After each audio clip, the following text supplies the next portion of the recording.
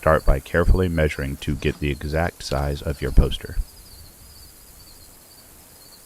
Carefully adjust your fence and then use your poster to double check your fence, making adjustments if you need to. Then you will need to cut your panel to the exact size of your poster. I like to use 1/4-inch MDF boards that you could buy at Home Depot. Use the poster to double check the size of your panel. Everything here looks great. Spray the edges of your panel with some flat paint that matches your poster color. MDF absorbs a lot of paint, so it will take more than one coat.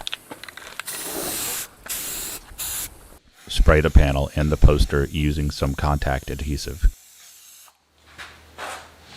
Let it sit for 10 minutes and then lightly spray it again. Carefully line up the poster with the board using the corners as guides. And then adhere it to the board, pressing firmly with your hand.